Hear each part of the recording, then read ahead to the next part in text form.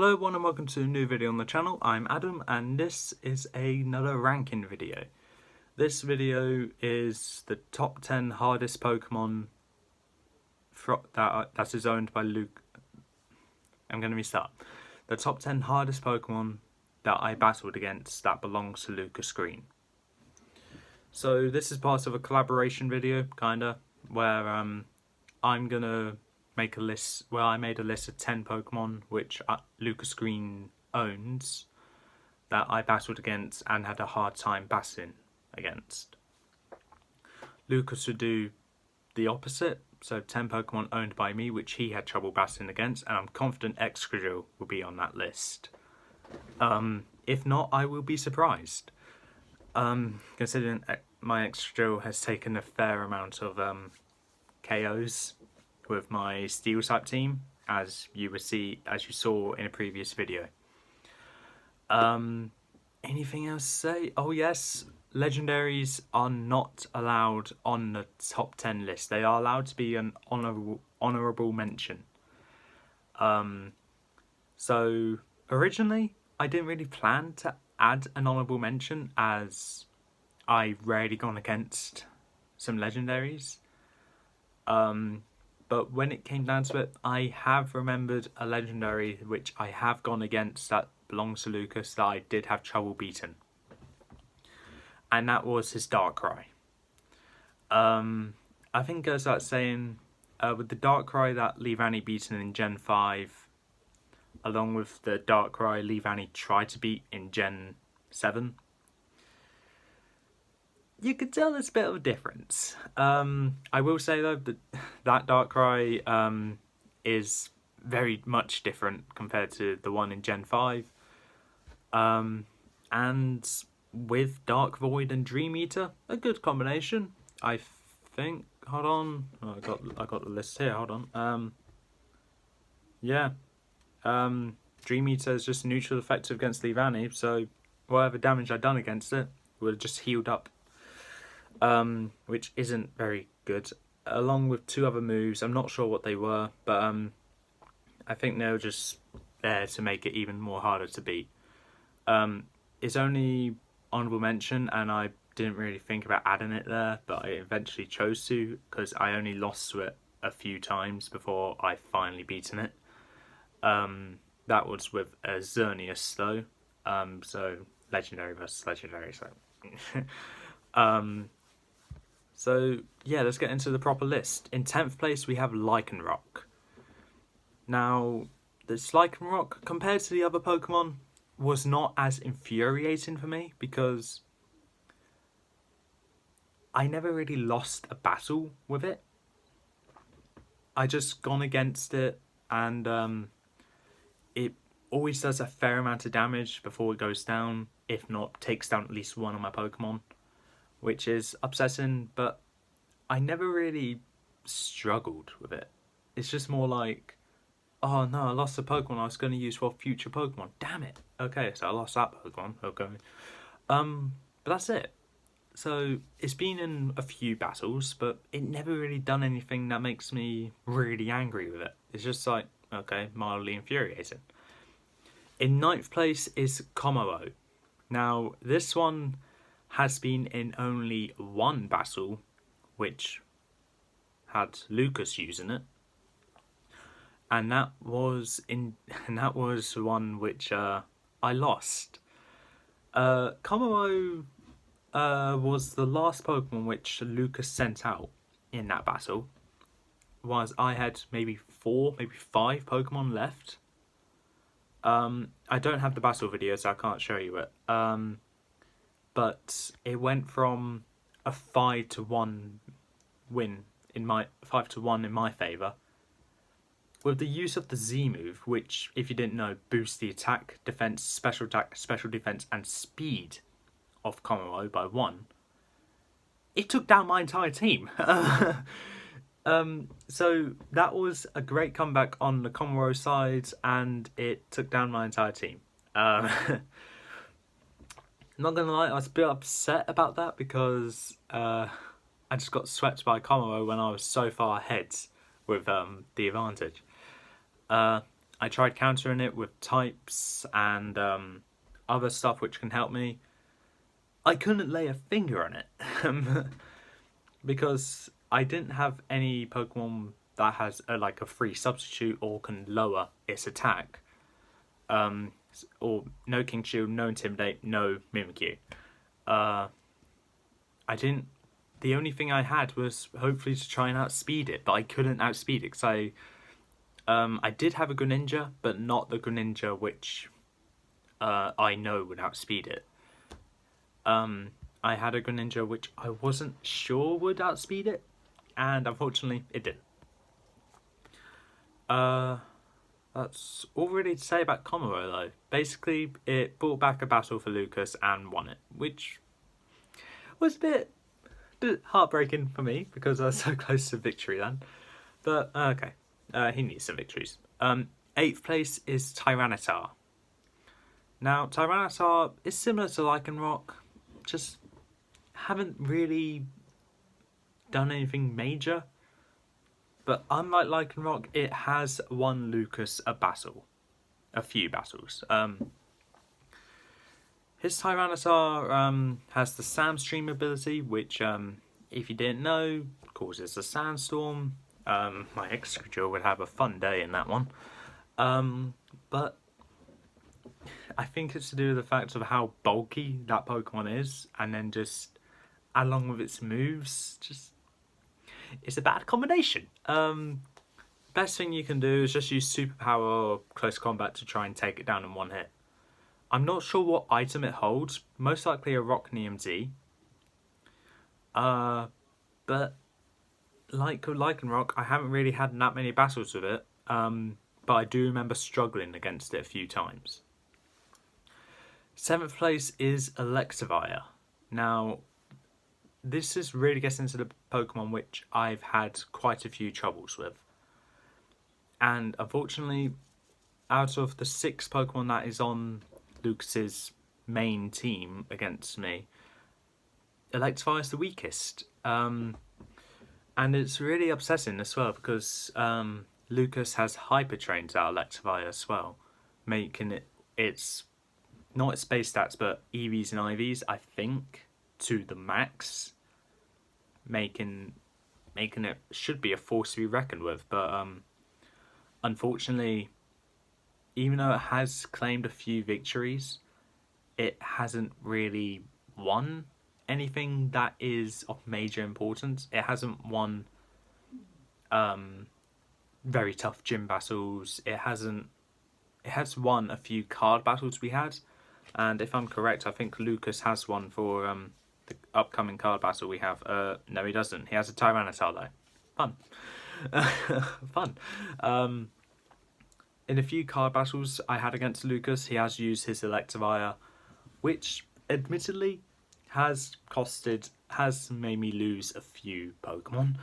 But I have actually beaten it a few times. Electivire, in my opinion, is the easiest out of his 6 main Pokemon to beat. And I personally think in order to get a stronger Electivire, Lucas needs to breed another one with a most likely an adamant nature, give it physical attacking moves, and raise its base stats for attack and speed. That's the only thing I can suggest.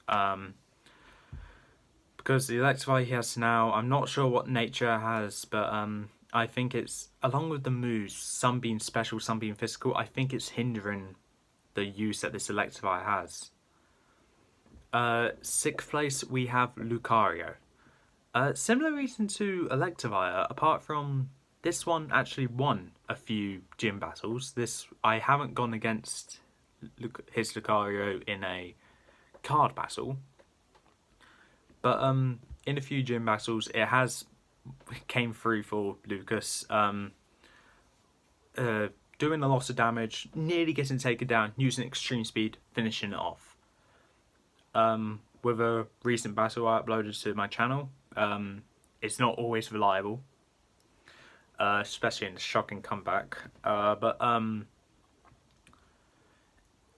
with it being a mega, it's technically it's aura, but its speed and attack and special attack gets increased drastically, which is a bit terrifying to go against. But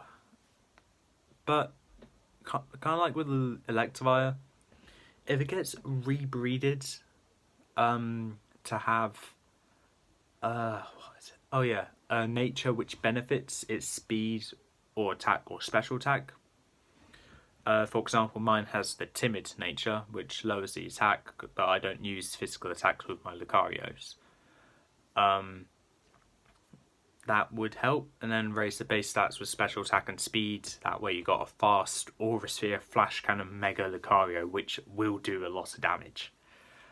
However, like with Electivire, unlike the other Pokemon on the team, unlike the other Pokemon which I haven't mentioned yet, Lucario, it's just falling a bit flat for me because as much as I love Lucario, I do need to say it can't take a hit.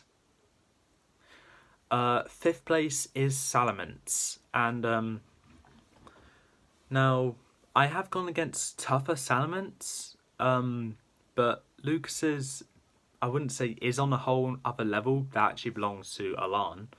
Alan Salamence has the Moxie nature, which, if you didn't know, after a Pokemon gets defeated, its attack goes up. Salamence's nature is...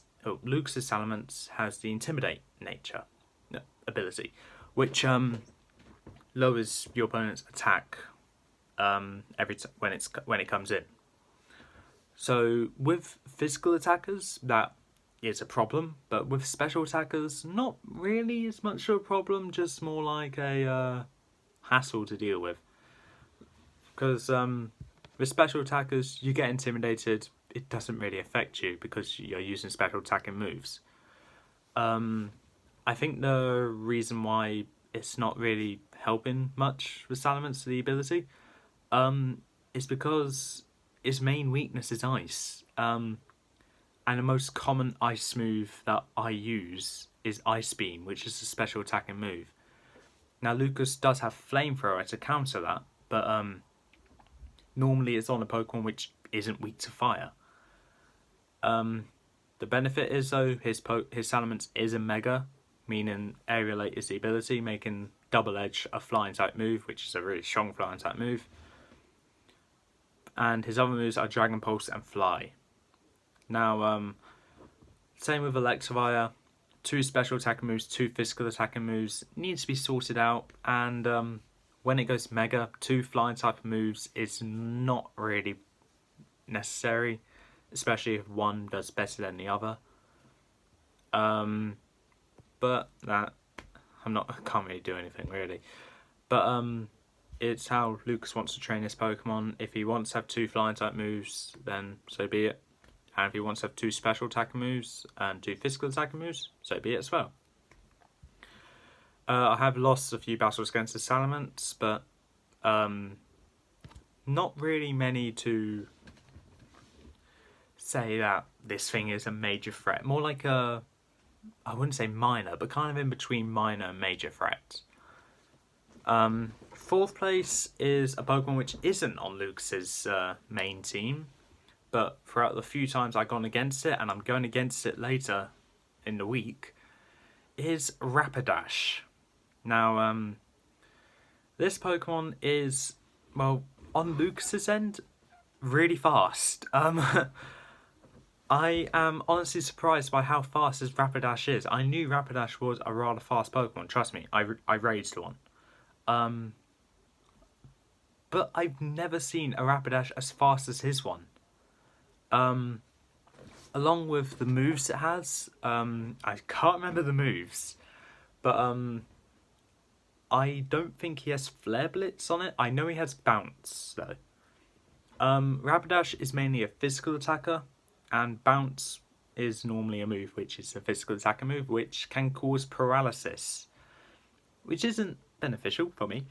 Flare Blitz and Wild Charge are strong moves which can cause recoil, which I can't really blame him for not putting them on. If Rapidash can Flame Charge, that'd be a good move as well, like good secondary fire type move. it can learn Poison Jab, a bunch of other physical attacking moves which can cause a problem. Wild Charge, I only said because Water type it can deal with. I'm not sure if it can learn it, but Double Kick would be good. I think it can learn Superpower, which can take care of Rock type moves. Ground types, I'm not sure what moves it can use for it. Use for ground types. And that's all the fire types weaknesses. But Lucas's Rapidash is somehow really fast, somehow does a lot of damage, and takes down at least 2 of my Pokemon. Before I eventually take it down, or worse, I don't. That's all needs to be said there. Anything else to be said about this Rapidash? Yeah, the only thing that's pulling it away from being in the top 3 is that I haven't gone against it as often as the top 3. Third place is Alakazam. Now, unlike the Salamence and Electivire, this Alakazam actually has 4 special attacking moves, which is Energy Ball, Psychic, Shadow Ball, and I believe Dazzling Gleam. I'm not sure on the 4th one, but I know it's a special attacking move. Which isn't really surprising due to the fact that Alakazam can't learn many special attacking moves, can't learn many physical attacking moves.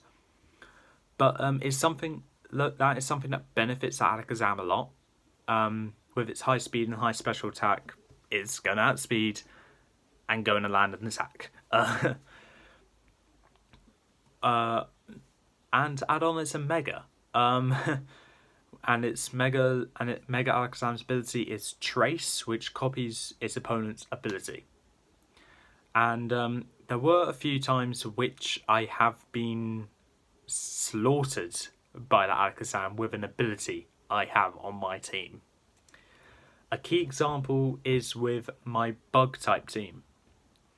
It's a Bug-type team in the Prepare for the Infestation video, which I, as you may have noticed, I had a Ninjask and a Yanmega, both with Speed Boost. Lucas sent out Alakazam with Mega Evolve in it and copying that Speed Boost. It didn't really help that I sent out that Yanmega at the same time that he sent out the Alakazam, because I use U-turn. Which means Alakazam is already faster. Meaning, no matter how many times my speed got raised by the end of each turn, his one was always going to be higher. Meaning, I had to try and survive a move against this, which I didn't. My next Pokemon, taken down, couldn't outspeed. Next one, taken down. I couldn't outspeed it, because it was impossible to outspeed. Oh, sorry about that. Oh, God. Straight up saying, that Alakazam, if it Mega Evolves on an ability which will hinder me, it's going to be a problem. Something that I will say though, with the current gym team that Lucas is stuck battling against, with the Alakazam's Trace ability, I think it'll be best if he sent out the Alakazam and Mega Evolved it when going against the Excadrill. Because I always send out my Excadrill during the Sandstorm. With its ability Sand Rush, it doubles the speed in the Sandstorm. If that Alakazam is naturally faster and gets that ability, I might be in trouble. Well, that's the only way I can see Lucas beating that team, or just trying to live out the Sandstorm, which is 8 turns long, or changing the weather. There are many ways in which Lucas can counter my Sandstorm strategy, but as of now, he hasn't done any of them. But that Alakazam has ended a few battles I had against him. I don't remember going against his Alakazam in any card battles. If I did, then I won. But it doesn't change the fact that even though Alakazam has won a few battles, I think its Trace ability is the main reason why it's here, because it can ruin me. It can ruin battle strategies I have. Second place is Drapion. Now, Drapion is here because one of its moves is Toxic Spikes, which can be a bit scary to go against. Mainly if I don't have any steel or poison types on me, or flying or levitating Pokemon. Because any Pokemon which doesn't have any of those things will get poisoned and lose health over time. His Drapion also has Cross Poison and Night Slash with its ability Sniper, I believe, which will do major damage if it gets a crit. And I believe the last move it has is Earthquake. Okay. I'm not going to say anything about that because Earthquake's a relatively good move. I would personally have Ice Fang though for coverage against ground types, but Earthquake's good too. This Drapion somehow takes a hit very well, and also takes a hit very well. And I have lost a few battles against the Drapion, but not many to say it's a tough Pokemon. It's a rather strong Pokemon. And toxic spikes can ruin me, but I think it's to do with Lucas's lack of experience when it comes to what Pokemon get poisoned or not. Can cause this to struggle a bit. Can cause a bit of a struggle there. If Drapion can learn Smackdown, that would be a good combination for Lucas to have, because Toxic Spikes, Smackdown, the flying type or levitating Pokemon will fall down to the ground and get infected with the Toxic Spikes. I'm not sure if that strategy will work, but if it does, there's something that he can use. But it'll make it even more threatening. But the Drapion somehow manages to take a hit very well, and I think this was the Pokemon I always use my Z move against, because I don't really want to go against this thing, because if anything, I'm actually the most scared of this Pokemon, because I always use my Z move against it to take it down as quick as I can. But moving on to number 1, Lucas already knows this by now. I talked about this Pokemon a few times already. One was rather sarcastically. But number 1 is Volcarona. Now this one, when I first went against Lucas's Volcarona, I was surprised because the speed stat on that Volcarona is so ridiculously high. I knew Volcaronas were rather fast Pokemon, but I didn't think it was that fast. I'm not sure how fast it even is. It outspeeds most of my Pokemon, which isn't really surprising, but still. I never had a Volcarona which is this fast. I have a theory that his Volcarona's ability specializes in the speed stat, but I'm not sure what it would be negative against, but it's still a rather scary Pokemon to go against because of how fast it is. It can ruin a battle, just easily win. Negative thing I will say about the Volcarona is moves: Poison Jab, Fire Blast, Hurricane, and Bug Buzz. One is a physical attack. One is a physical attack and moves. One is physical attacking. 2 are rather low accuracy. One is fine. Bug Buzz is fine. Poison Jab, Volcarona is not really a physical attacking Pokemon, so Poison Jab won't really do as much when going against a normal type with those moves.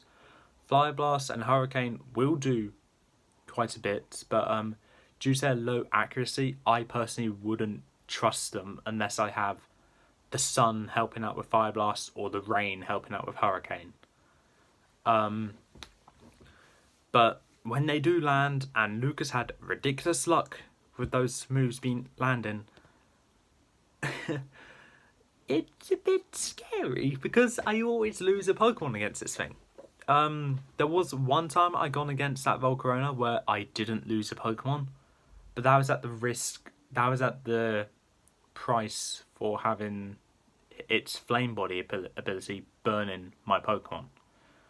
And what happened was, he sent out his Volcarona, I sent out my Lycanroc, Accelerock one-shots it, Also having priority, so one shot, quadruple effective, dead. But the Flame Body ability kicks in, burns my Lycan Rock, hindering its attack until it goes down. So even if you're able to outspeed it and one-shot it, you have the risk of getting hit by the Flame Body. I have thought out a way to counter it, but it's at the risk of taking a hit and hopefully giving a stronger one back. Not to worry, I do have a slight strategy in mind. It's probably not going to work, but hopefully it does. Anything else to say about this Volcarona? Not really, it's just... it is by far the most terrifying Pokemon to go against on Lucas's team. But not really one to waste a Z-move on, because it, as I said with its moves, two have a chance in missing. One won't do much, and one is just terrifying to go against. That's Bug Buzz. The Volcarona also has a Z-move which specialises in the Bug type, so Savage Spin Out. Also terrifying to go against. As was seen in the shocking comeback, it is possible to survive it, don't worry. But at the cost of most of your health. But that is actually everything to say about that Volcarona. It is quite hard to beat, especially if you're not prepared to go against it.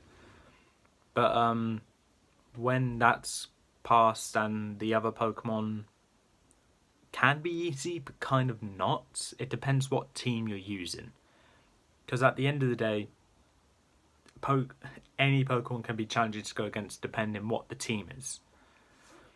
Whether it's by type or by moves or by defense. Anyway, that is all for this time. If you like what you saw, leave a like, leave a comment. Don't forget to subscribe, press that notification bell down below, and I'll see you next time.